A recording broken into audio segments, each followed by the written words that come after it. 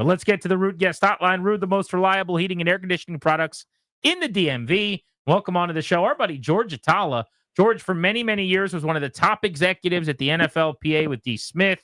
Has been a longtime friend of the program, and with everything going on in the league and some of the changes coming, we thought George would be an awesome guest to have on to talk about some of those. Good to talk to you, man. How you been? I'm doing great. Really, really great to be with you all again, and nice to be able to talk about these things a little freely now. So let's get at it. I love that. Always fun. So I want to start with the Olympics and the fact that players are going to participate. This has kind of been a long time dream of a lot of players. And then when we found out flag football was coming to the 28 games in LA, I think there was a lot of excitement. And now we know we're full go here. NFL players are going to be able to participate. Are you surprised the owners agreed to this with the risk of injury, or did they get enough concessions in your opinion? I think this was something that the league has been pushing from the league office side for quite a while now. And it all has to do with how the league looks at international expansion. And I think, especially having been myself to almost every, international city in the international series over the years, it didn't quite catch hold in a way that a participation sport would, right? So you look at basketball and soccer and even baseball around the world has much greater youth participation because it's just the barrier of entry is easier, right? For football, it wasn't the case. And yes, they had commercial success. They were getting broadcast. They were selling out. But when you look at the games in the UK, they were still sort of exhibition style. No matter how many times you put a full-blown NFL game in an international market, international expansion was always going to come or have to come from the grassroots level. And so flag is the entry point to that, in my opinion. So anytime the owners, and you kind of put my radar up to this years ago when we first met, anytime the owners are like, yeah, totally, let's do that, I get wary. You know what I mean? I'm like, well, okay, what's the angle? What am I not seeing? And I think you kind of touched on it there, George, but for the players, I totally 100% get it. How often are you going to get a chance to win a gold medal? Because the world doesn't play football, to your point, right? It's our thing, right. And we love it so much, rightfully so, but the rest of the world, it's some expats and some people are fans, but it's not played at the same levels. So I get it from a player's perspective. This is how Justin Jefferson gets his gold medal. From the owner's perspective, the fact that this was so readily agreed to, I'm kind of scratching my head going, why did they agree to it so quickly? You know why. Follow the money, right? I think this is a massive revenue opportunity and a massive opportunity for growing the game. And whenever you hear the term growing the game, it's about growing the pie and growing the revenue streams associated with, the game of football. And I think you've sort of tapped out on broadcast rights here in the United States. You've tapped out on, for the most part, ticket sales. Stadiums, as you know, in terms of the fan experience across all sports is far more customized and boutique now. And that's the way that things are going. So I think the next sort of level of expansion, if you're looking at international, is a participation sport. And if you're going to participate and use the Olympics as a springboard, I give them credit. I think it's a really bright move for them to do that. Now, of course, opposite that, you're going to have one roster spot at the moment. The resolution calls for one NFL roster spot per country, right? So for the Commanders, let's say you're going to get one American player, and then players who want to represent other countries, they get a roster exemption. I'm curious how each individual owners are going to treat those players. Are going to let them go to qualifiers? What's going to be in their contracts? What are the insurance clauses going to say? So there's still a lot of details to be worked out here before the competition officially kicks off. But in general, it's a movement to get the growth of the game. And that's always, Danny, to your point, that's the buzzword that raises the alarm bells for me about revenue. Another of the proposals that didn't end up being voted on or coming to fruition, George, would be the idea of changing the seating for the playoffs. And I just wonder, it's the same number of teams that get in, right?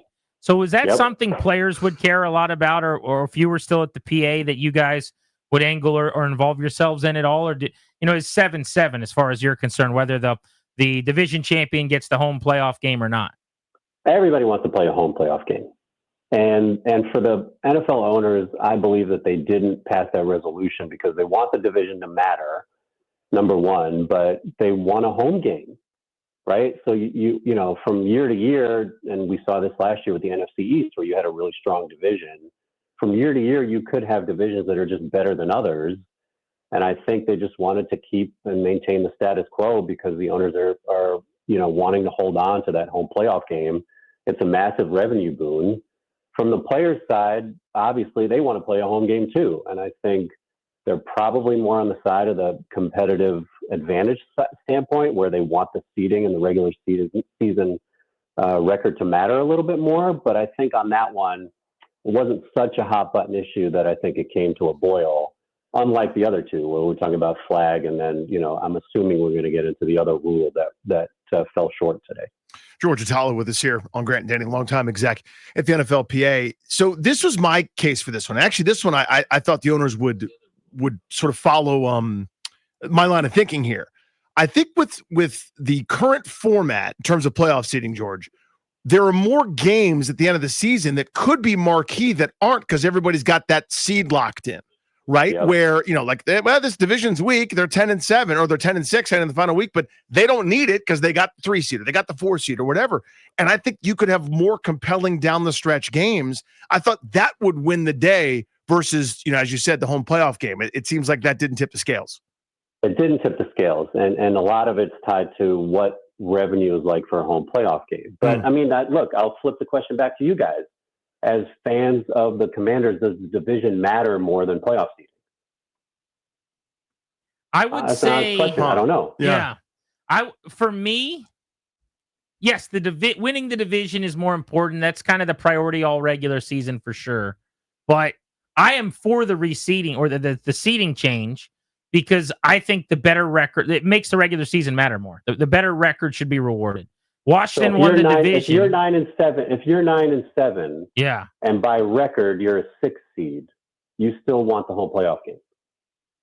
Well, if you're better than as a division winner, no. So what I think should happen is the team with the better record, division or not, rank them 1-7 based on record. When Rivera's Washington 2020 team, the football team, went 7-9, and the Bucs had to come here, it was nonsense. Last year, Washington was an 11-win, 12-win team on the road, 12-win team, and they went to Tampa. Honestly, if it's one game difference and you won a division, the other team didn't, I can be convinced that's not the end of the world. But my problem is it's kind of the Ron Rivera clause. He did this in Carolina. He did this here. He had 7-win division champions multiple times. If you're not 500, you should be on the road. Yeah. And look, again, I think we're having the debate in real time in terms of what's happening, in the owners' meetings and between owners' meetings. And I just don't know that there was enough momentum to make the change, because some people probably prefer, same as us, right? Some people prefer the division to matter more, and some people want the seeding to matter more. Ultimately, again, Danny, we talked about this for years and years now. You just follow the money. Mm-hmm. And I think risking a home playoff revenue was probably a hill too far to climb. George Atallah, longtime executive at the NFLPA and longer time friend of this program here on Grant and Danny, joining us on The Fan. Let's talk international games for a moment. The schedule came out last week. You want to talk about just a growing schedule. Ooh. Washington's going to Madrid, Spain. I saw Florio wrote something yesterday about we're soon going to have 16 international games, so every team could, if they wanted to, play one per season. First of all, where do you think we are in terms of where we're eventually going to be in this process, State of the Union, on globalizing the game with actual games being played outside of the States? Yeah, I was a major advocate for this behind the scenes in terms of how players are being treated during these games. Earlier in the international series, you had teams go there and they were there all week. And then teams started gaming the system with travel. So they'd show up later in the week, play the game, and literally jump on a plane and get back home. For the players' perspective, that's not conducive to their recovery. That's not conducive to their health and safety. It's not conducive to promoting the game in that particular market, right? You want players to get out and do appearances and promote the game. Going back to where we started off this conversation with flag football, that you have to give them an opportunity to be true ambassadors of the game. You can't do that if the only opportunity British people have, Spanish people have, German people have, is just to watch them on the field during the game with their helmets on. So I was always an advocate of creating a standardized schedule for each international series that would give the players enough time to enjoy the local market, bring their families out, and promote the game and be true ambassadors for the game.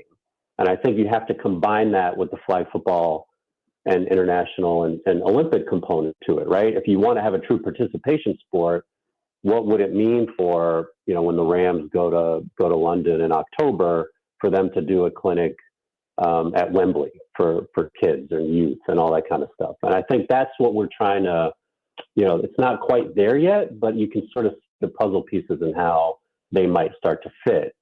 Under the CBA, and now I sound like my old self, but under the CBA, you can only go up to 10 international games right now. So anything more than that, they'd have to go to the union and negotiate them. All right, let's get to the news of the day. The stupid rugby play with a perfectly good equivalent. You love it. George, I hate it so much. Here's the thing. If the stupid the Schuylkill River, South Jersey guys are yelling, it's like everyone's soft and weak and whatever. It's not as if we're banning the forward pass, right? It's not as if we're banning like off tackle runs because it's too effective.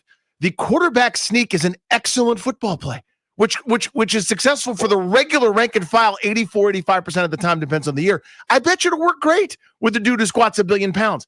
I can't believe that there are 10 cowardly owners who bowed down to Jeffrey Lurie because he gave an impassioned speech at a meeting. I cannot believe people couldn't get on board with this.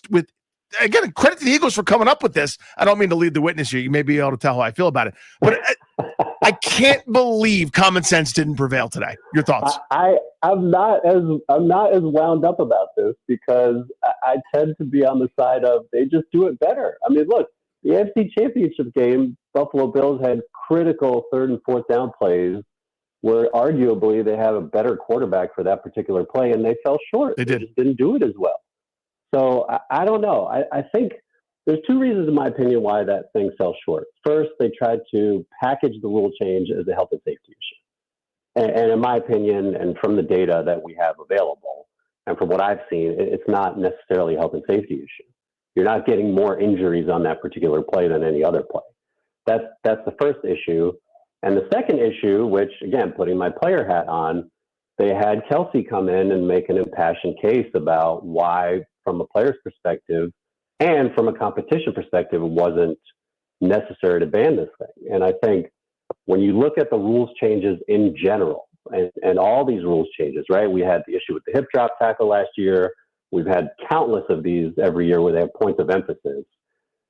I think the players eventually need to have a much bigger seat at the table where you can have, Frankie from the Commanders talk about why he hates it in the room with owners, and you can have the Kelsey perspective, and let's have players really, really there in a meaningful way so that they can be part of the rules changes. I think that makes more sense than just, okay, Lurie's going to make a case because his team's better at one play than another. I think that takes a lot out of it because you don't hear from players right now in terms of a meaningful, role in terms of making those changes. George, going back to international travel, a couple of quick things on this. So I was arguing with a buddy of mine this week, and I just want to see what side you'd be on. So number one, not the argument. The Vikings are going over and playing 2 straight games. I think one's in London, one's in maybe Germany or something like that. Yep. But they're staying for a week. So I wonder, based on what you were saying, if you like that better, that they're over there and they're playing 2 games, which, other than the Jaguars, who don't really count as an NFL team, has never really happened. And then number 2, you can laugh at that. That was a joke. Number 2, I'm sorry. Yeah, no, he's a great example. Not an NFL team, right? Exactly. Maybe I was a little slow there. It's been a while. No, it's fine. You're still in PA mode. All 32 teams. A little bit. Yeah. Not quite. Yeah. And then the other one would be, this was the argument. He thinks there's going to be a team in London full time, like just an NFL team based out of London in our lifetime, like in the 2030s. And I'm saying there's no way in hell.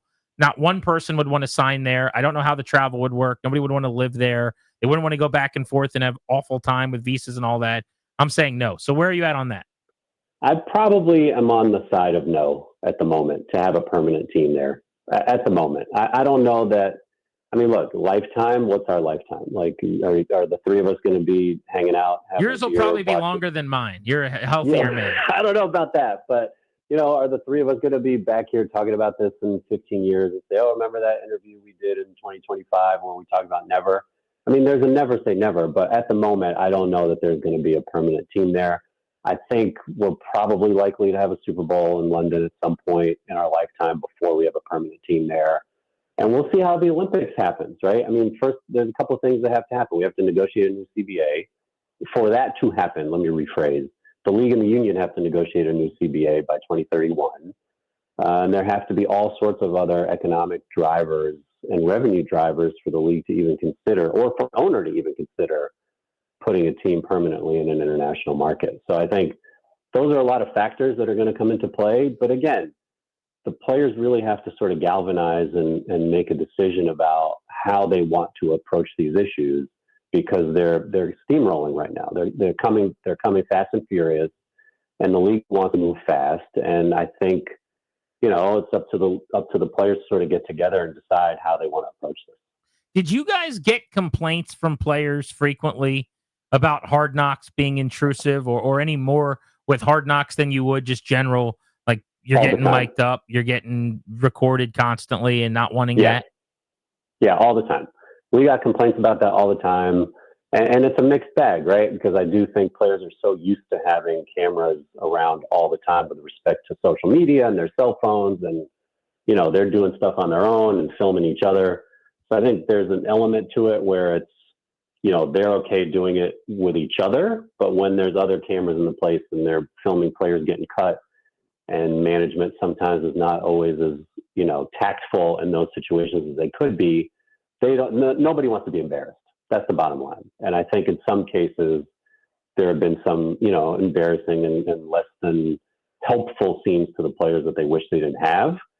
But it goes to what's the content play for everybody, right? It gives us something to talk about, gives us something to look at and react to, and takes us behind the scenes, if you will. And I think that's the novel idea of Hard Knocks and a show like that.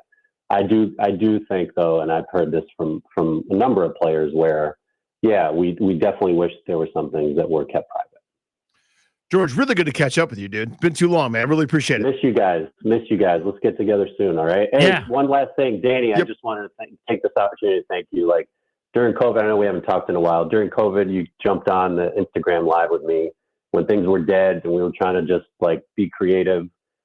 We'll never forget your kindness in doing that. And the impressions and the impersonations are great, and always appreciate you guys, and always be a friend. Oh, kind of you, man. Really appreciate that. Thank you. Yeah. George, it's good catching up. Let's do it again soon. George Atallah, all right, take care. Good friend of ours and a longtime exec over at the NFLPA with really good insight on some of what's going on in the National Football League today.